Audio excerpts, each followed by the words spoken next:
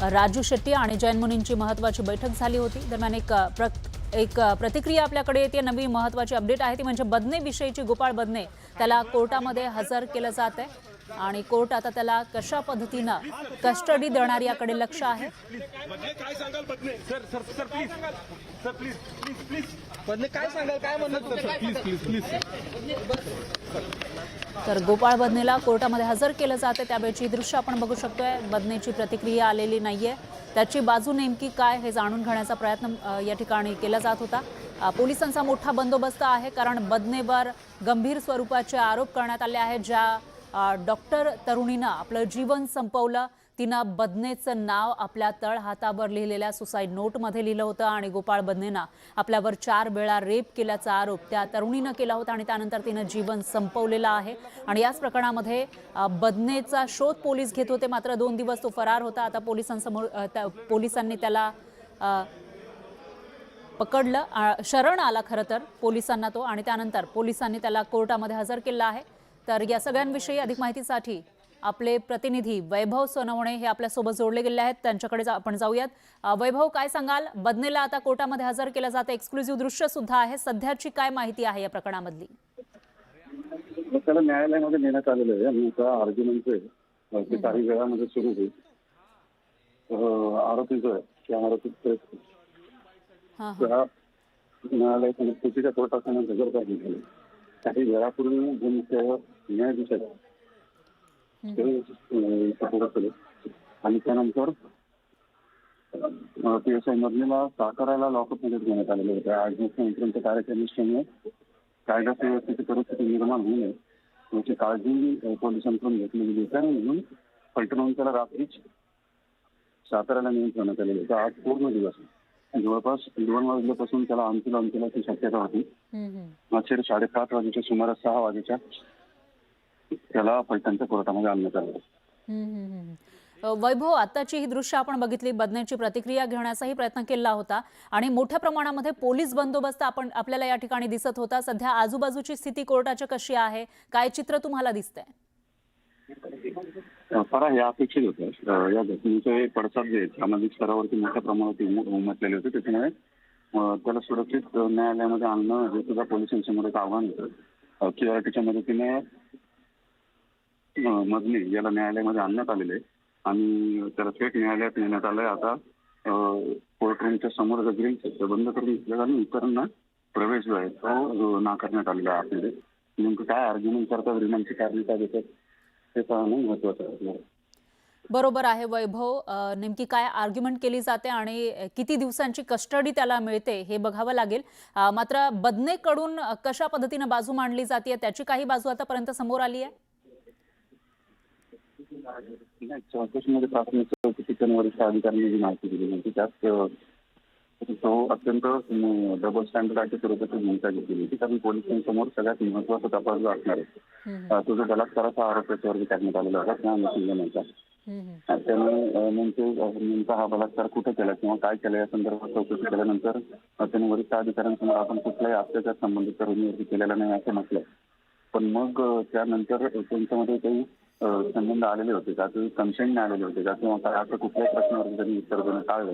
आणि त्यानंतर रात्री मुख्यमंत्री येणार असल्या कारणानं वरिष्ठ अधिकारी जे आहेत त्यांनी सगळा तपास किंवा चौकशी जे इंट्रोगेशन जे आहे ते कार्यक्रम संपल्यानंतर करूयात असं सांगून LCBच्या काही अधिकाऱ्यांना त्याला सोपवलेलं होतं आणि त्याला साताऱ्याला नेण्यात आलेलं होतं। आता पुन्हा फलटण शहरचे अधिकारी त्याला साताऱ्याहून घेऊन फलटणच्या शहर कोर्टामध्ये आता दाखल झालेले होते। आज सुट्टी असल्या कारणाने कोर्टाचे कामकाज बंद होते, मात्र मदनेला हजर करायचं म्हणून न्यायाधीश त्यांना बोलून घेऊन त्याला तर काही वेळामध्ये त्याला न्यायालयाच्या समोर उभं करण्यात येईल। त्यापूर्वी काही वकील जे आहेत ते इथं त्याची चर्चा करण्यासाठी आलेले होते। स्थानिक इथल्या पोलीस स्टेशनला काम केलेलं असल्यामुळे इथल्या वकिलांबरोबरही त्याचा कायमचा संबंध, नेहमीचा संबंध राहिलेला आहे। या सगळ्या गोष्टी पाहता आता नेमक्या अजून काय आर्ग्युमेंट केलं जाईल हे पाहणं महत्वाचं ठरणार आहे। बरोबर आहे वैभव, पण एक विशेष आहे म्हणजे त्याला एकतर तो 2 दिवस फरार होता, त्याच्यानंतर आज शरण आला आणि पोलिसांनी आज सुट्टी असताना सुद्धा कोर्टामध्ये हजर केलंय, तेही संध्याकाळच्या सुमारास जेव्हा अंधार पडला त्यावेळेला त्याला कोर्टामध्ये आणण्यात आलेलं आहे, हे विशेष। नाही, हा प्रोसिजरचा भाग आहे. 24 तासाच्या आत न्यायालयामध्ये हजर करावंच लागतं. हा. काल रात्री साधारण 12:30 वाजेच्या सुमारास तो फलटण ग्रामीण पोलिसांकडे हजर झालेला होता आणि त्यानंतर त्याचं वैद्यकीय चाचण्या इतर सगळे चौकसकार जे ते पूर्ण करण्यात आले कायदेशीर आणि आता त्याला न्यायालयामध्ये हजर करण्यात कुठल्याही आरोपीला सुट्टीच्या दिवशी अपेक्षा पद्धतीने सुट्टीच्या न्यायालयासमोर हजर करण्यात येते. कालही सुट्टी जेव्हा बनकरला न्यायालयामध्ये नेण्यात आलेलं होतं. आता रिमांडची कारणं नेमकी काय देतात ते पाहणं महत्त्वाचं करणार आहे या सगळ्या प्रकरणामध्ये. अशा पद्धतीने न्यायालयासमोर आर्ग्युमेंट होते पाहावं लागेल. त्याच्या वकिलांनी पोलिसांनी रिमांडची कॉपी जी होती दिली आणि त्याच्याबरोबर चर्चा त्याचे वकील जे मागणीच्या बाजूनं न्यायालयात बाजून आणण्यासाठी साधारण 4 ते 5 वकील जे ते इच्छा आलेले ते त्याची बाजून आणतील. काय डिफेन्स त्याच्याकडून घेतलं जाते हे आर्ग्युमेंटमध्ये समजेल. बरोबर आहे वैभव. आता आपण बघितलं की थोड्याच वेळापूर्वी बदनेला पोलीस घेऊन गेलेले आहेत आतमध्ये. त्यानंतर पुढची प्रक्रिया नेमकी काय असेल कोर्टामधली आणि किती वेळेपर्यंत आजची ही सुनावणी चालू शकते, काही अंदाज? त्याला आता न्यायालयाच्या आवारामध्ये चालेल कोर्ट रूमच्या बाहेर वकिलांशी चर्चा करते. जे वकील डिफेन्स घेतील आतमध्ये किंवा ते बाजून आणतील त्या सगळ्यांसोबत ते चर्चा करते. मुळात मधनं हा स्वतः पोलीस आहे. या सगळ्या कोर्ट प्रोसिडिंग्स आणि या सगळ्या बाबी ज्या आहेत त्या त्याच्यासाठी निकटच आहेत. त्याच्यामुळे या सगळ्या प्रकरणामध्ये काय चाणक्यपणा बाजून आणताना ते करतायत ते पाहणं जास्त महत्वाचं करणार आहे. बरोबर आहे वैभव. जी व्यक्ती नाही पीडित आहे तिचा मृत्यू झालेला आहे. तिने लिहिलेलं सुसाईडनं ते डाईंग डिक्लेरेशन समजला जातो, तो अंतिम पुरावा समजला जातो किंवा ते सत्य समजलं जातं. त्यामुळे या सगळ्या परिस्थितीत तिने केलेले आरोप जे आहेत ते सत्य मानून त्याचा तपास करून त्यासाठी पुरावे गोळा करणं हे पोलिसांसमोर मोठं आव्हान ज्यातला बलात्काराचा प्रकार जो आहे तो रेकॉर्डवरती आणण्यासाठी पोलिसांना मोठी मेहनत करावी लागणार आहे. याचं कारण बरोबर आहे वैभव. या सुनावणीचे प्रत्येक अपडेट आपण तुमच्याकडून घेत राहूया. धन्यवाद तुम्ही दिलेल्या या सविस्तर माहितीसाठी. तर डॉक्टर आत्महत्या प्रकरणामधला हा जो मुख्य आरोपी आहे तो आता पोलिसांनी कोर्टासमोर हजर केलाय. पुढे नेमकं काय काय होणार, त्याला किती दिवसांची कोठडी सुनावली जाते, याचे प्रत्येक अपडेट आपण घेत राहणार. एक मोठी बातमी आहे ती म्हणजे फलटणमध्ये एका महिला डॉक्टरनं आत्महत्या केली आणि त्यामध्ये वेगवेगळे आरोप आता केले जात आहेत. फलटणमधील महिला डॉक्टरच्या आत्महत्येवरून विरोधकांकडून रणजित सिंग नाईक निंबाळकर यांना घेरलं जात आहे. पण फलटण दौऱ्यावर असलेले मुख्यमंत्र्यांनी मात्र रणजित सिंह निंबाळकर यांना क्लीन चिट दिली आहे आणि विरोधकांच्या राजकारणावर हल्लाबोल केल्याचं या ठिकाणी पाहायला मिळालं. डॉक्टर भगिनीला न्याय देणारच. फलटणमध्ये मुख्यमंत्र्यांची ग्वाही. निंबाळकरांना फडणवीसांची क्लीन चिट. मुख्यमंत्र्यांच्या क्लीन चिटवर मवियाची टीका. फलटणमधील महिला डॉक्टरच्या मृत्यूनं अवघा महाराष्ट्र सुन्न झालाय. या महिला डॉक्टरवर आरोपींचे रिपोर्ट बदलण्यासाठी दबाव टाकला जात असल्याचा आरोप केला जातोय. तसा उल्लेखच मयत डॉक्टरच्या पत्रात आढळल्याचं सांगत विरोधकांनी या प्रकरणी भाजपचे माजी खासदार रणजित सिंह नाईक निंबाळकरांना घेरल्याचं पाहायला मिळतंय. निंबाळकर, मला वाटतं रणजित निंबाळकर त्यांचं नाव आहे. 31/7/2025 रात्री राजेंद्र शिंदे आणि नाग टिळक नावाचे त्यांचे पी आहेत यांच्या फोनवर हे माजी खासदार त्या दिवशी डॉक्टर संपदा मुंडेंशी बोललेले आहेत. विरोधकांचे हे आरोप रणजित सिंह नाईक निंबाळकरांनी फेटाळले. पण त्यानंतर विरोधकांकडून आरोपांच्या फैरी कमी होत नसल्यानं त्याचे पडसाद फलटणच्या मुख्यमंत्र्यांच्या सभेतही उमटले. भाषणाला आलेल्या रणजित सिंह नाईक निंबाळकरांनी या आरोपांचा दाखला देत विरोधकांवर प्रहार केला. असे किती प्रसंग येऊन द्या आणि कुणी किती शिंतोडे टाकून द्या, जोपर्यंत मन साफ आहे, आत्मा साफ आहे, तोपर्यंत साहेब कुणाला घाबरणार नाही.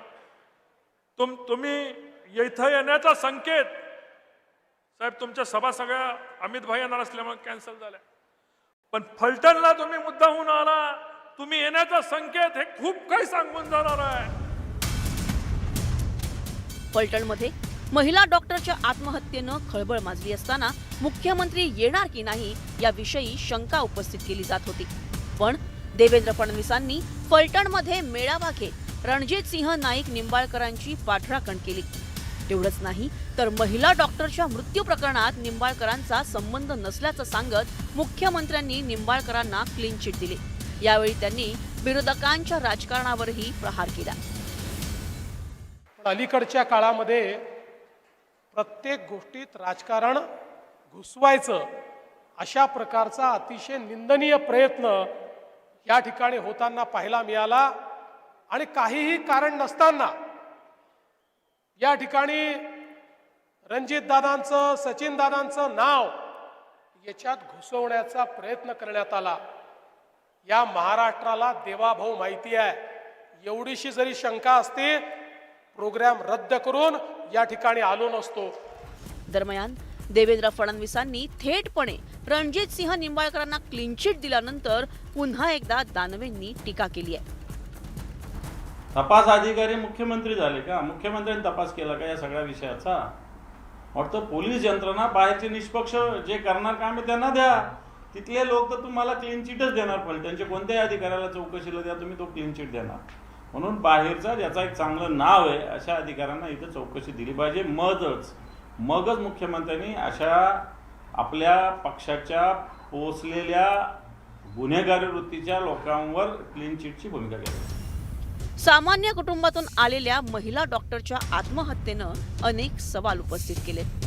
आता या प्रकरणात आधी प्रशांत बनकर आणि आता PSI गोपाल बदनेही शरण आल्यानं यातील काही प्रश्नांचा उलगडा होणार आहे. पण कोणत्या प्रकरणात महिला डॉक्टरवर मेडिकल रिपोर्ट बदलण्यासाठी दबाव टाकला जात होता, यात माजी खासदार रणजित सिंह निंबाळकरांचा काही संबंध होता का, याचाही तपास करण्याची मागणी होतीये. पण आता मुख्यमंत्र्यांनीच एक प्रकारे क्लीन चिट दिल्यानं हा तपास होतो की नाही हे पाहणं महत्त्वाचं ठरणार आहे. शरद जाधव, न्यूज 18 लोकमत, मुंबई.